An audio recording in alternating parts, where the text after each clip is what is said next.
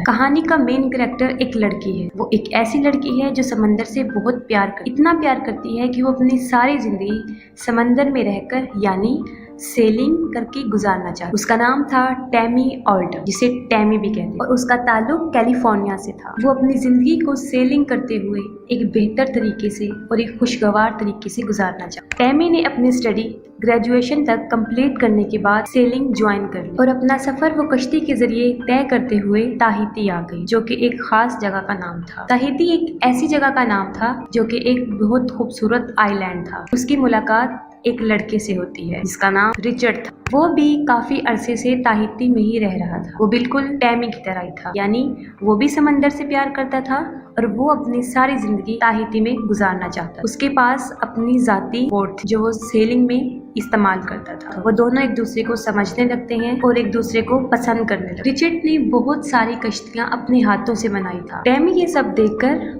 काफी मुतासिर होती है और वो उससे सारी बातें पूछती है जब वो समंदर में होता है। रिचर्ड यहाँ पर बहुत पुराना था, मतलब वो काफी अरसे से यहाँ पर रिहाइश पजीर था। टैमी को वो जगह बहुत पसंद आती है और वो सारी जगह को देखना चाहती है। रिचर्ड टैमी को समझाता है कि जैसा उसको नजर आ रहा है वैसा कुछ भी नहीं है, वो जैसा सोच रही है वैसा कुछ नहीं होता। मतलब जितना अच्छा उसको नजर आ रहा होता है हकीकत वो नहीं होती। वो उसको बताता है कि यहाँ पर कुछ इतना खास नहीं होता। रात को बहुत सर्दी हो जाती और दिन में सूरज की तपिश स्किन को काफी नुकसान पहुँचाती है। और समंदर एक ऐसी जगह है जहाँ पर इंसान को नींद नहीं आती। वो कॉन्टिन्यूसली जागता रहता है और उसको इसके साथ भूख भी बहुत ज्यादा लगती है।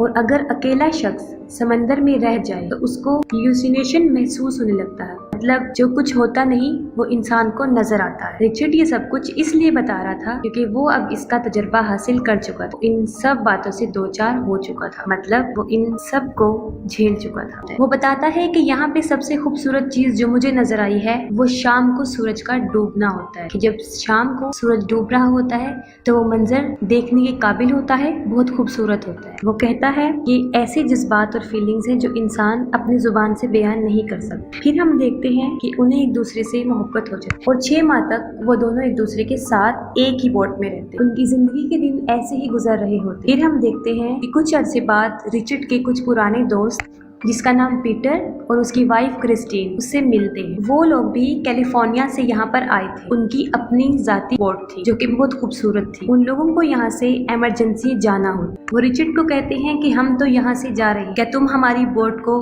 कैलिफोर्निया तक ले जा सकते हो? उसके बदले में उसको हम पे भी करेंगे। रिचर्ड को ये डील अच्छी लगती है और वो इसके लिए मान भी जाता है क्योंकि जाहिर है उसको इसमें प्रॉफिट नजर आ रहा होता है कि इसके बदले में उसको ढेर सारा पैसा मिलता है। रिचर्ड और टैमी दोनों पीटर की बोट को देखते हैं, उन्हें काफी पसंद आती है और वो इस डील को एक्सेप्ट कर लेते हैं। उनकी बोट काफी खूबसूरत। वो अपना सारा जरूरी सामान खरीद कर अपने जाने की तैयारी करते और देखते हैं हमें अपनी मंजिल हमें किस आइलैंड पर रुकना है।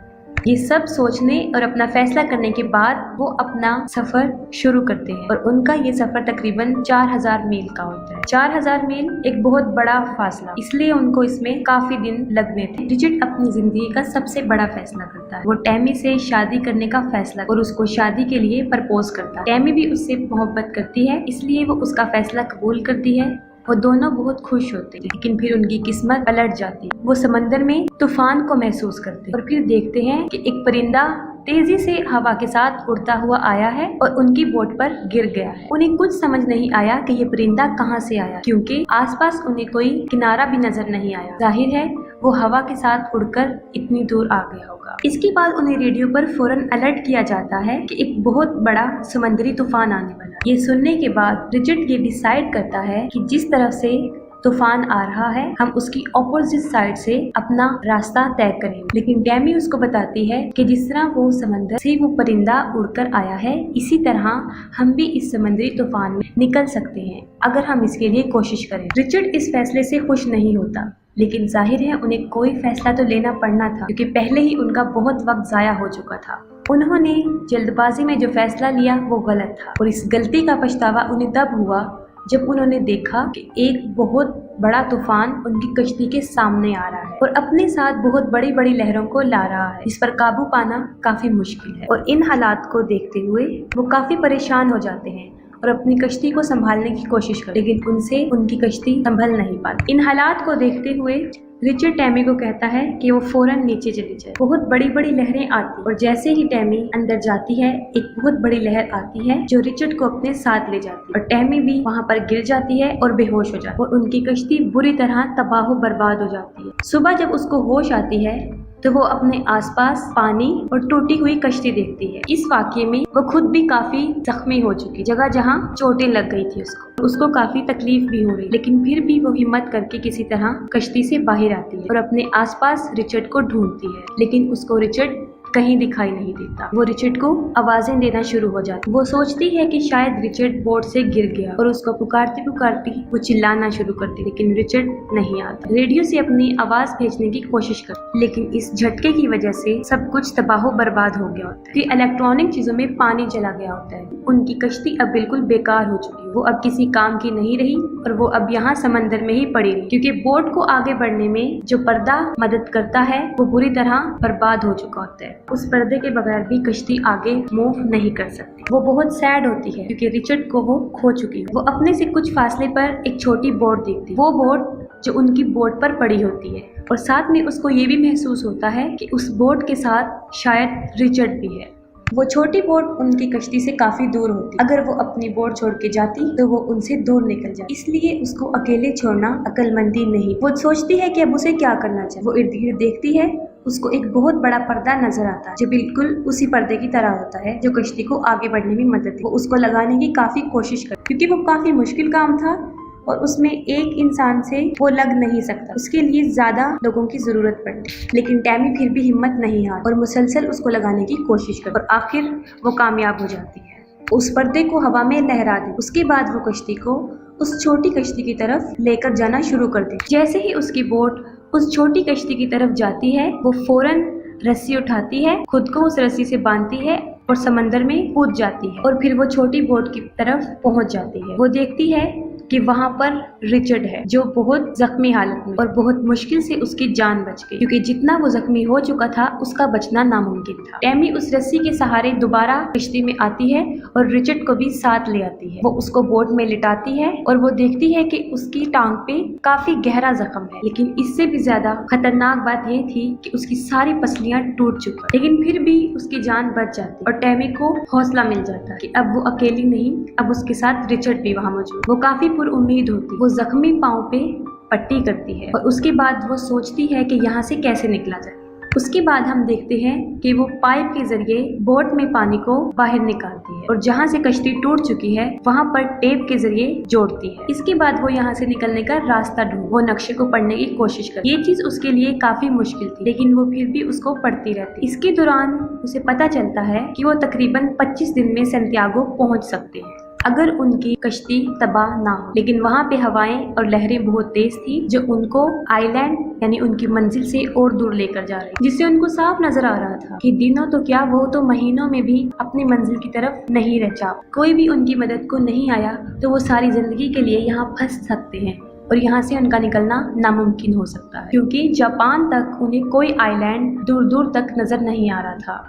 अपनी कश्ती में मौजूद जितना भी खाना होता है टैमी उन सबको इकट्ठा करती, क्योंकि यकीनन वो उनके पास बहुत थोड़ा रह गया होता है। ज्यादा से ज्यादा 14 या 15 दिन का खाना मौजूद था। यहाँ पर जो उन्हें सबसे ज्यादा मसला पेश आ रहा था वो पानी का था। उनके पास पीने का पानी नहीं था, क्योंकि शायद लहरों के टकराने से उनका वाटर प्रेशर टूट चुका था और पानी आना बंद हो गया था। लेकिन उनके पास थोड़ा बहुत पानी था जिस पर वो अपना गुजारा चला रहे थे। ये हालात, ये दिन उनके ऊपर एक इम्तिहान की तरह गुजर रहे, क्योंकि वो एक ऐसी जगह पर मौजूद थे जहाँ पर ना फिशर्स आते हैं और ना कोई सियाह, क्योंकि वो किनारे से इतना दूर थे कि आम इंसान उनको सोच भी नहीं सकता। वो ऐसा महसूस करते हैं कि अब वो यहाँ से कभी भी नहीं जाएंगे। वो यहाँ पर गुम हो गए और सच में वो यहाँ पर गुम हो चुके थे। उन्हें अपनी मौत साफ दिखाई दे रही। एक तो वो समंदर में फंस गए थे ऐसी जगह पर जहाँ पर उनका बचना नामुमकिन है, और दूसरा खाने पीने की तरफ से उनका खाना भी दिन ब दिन कम होता जा रहा है। और जो सबसे बड़ी प्रॉब्लम ये थी कि टैमी वेजिटेरियन।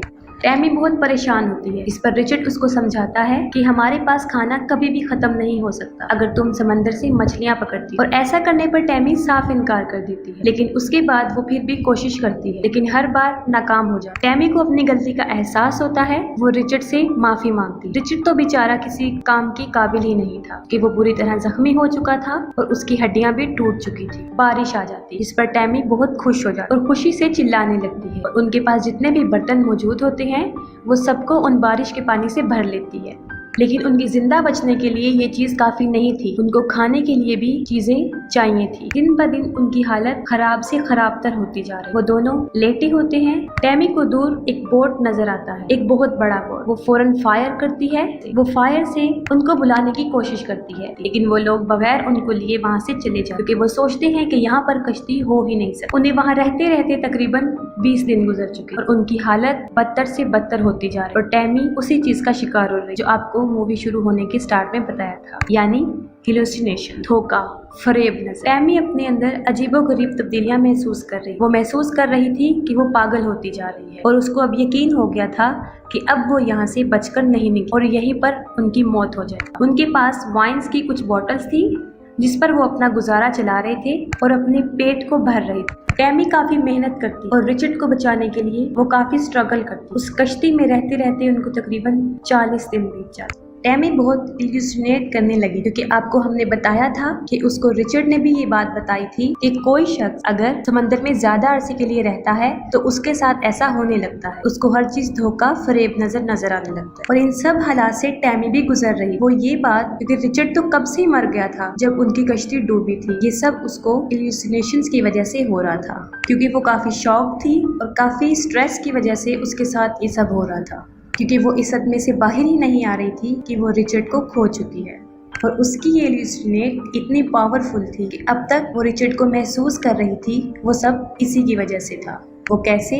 क्योंकि जिस रिचर्ड को वो महसूस कर रही थी असल में वो था ही नहीं। वो खुद से अकेले में बातें करती रही और उसको लगता था कि उसके आसपास रिचर्ड मौजूद, क्योंकि वो रिचर्ड से प्यार करती थी। और इस बात को एक्सेप्ट करना काफी मुश्किल था कि उसने रिचर्ड को हमेशा के लिए खो दिया। और 40 दिन गुजर जाने के बाद आखिरकार उसको यकीन आ ही जाता है कि अब रिचर्ड नहीं रहा और अब वो अपने इमेजिनेशंस की दुनिया से बाहर आ जाए। काफी मरतबा हम फिल्म में ये देखते हैं कि वो रिचर्ड को महसूस कर रही होती, वो देख रही होती है, लेकिन हकीकत में ऐसा नहीं हो। लेकिन उसकी किस्मत अच्छी थी, उसकी जिंदगी को एक और मौका दिया था और वो देखती है कि एक बोट उससे थोड़ी दूर के फासले पर है, उसकी तरफ आ रहा है। इस बार भी वो गन से फायर कर और फिर उन लोगों को पता चल जाता है कि वो वहाँ पर कोई मौजूद है। और इतने दिनों के बाद, इतने नामुमकिन हालात में, जो मैं शुरू में आपको बता चुकी, वो बच जाती है। वो तकरीबन वहाँ पर 41 दिन तक रुकती है। एक काफी लंबा अरसा समंदर में रहना काफी बुरा एक्सपीरियंस हो सकता है और उसकी जान बच जाती। और ये बहुत सच्चा वाकया है, बिल्कुल हकीकत पर मबनी। इसके बाद भी टैमी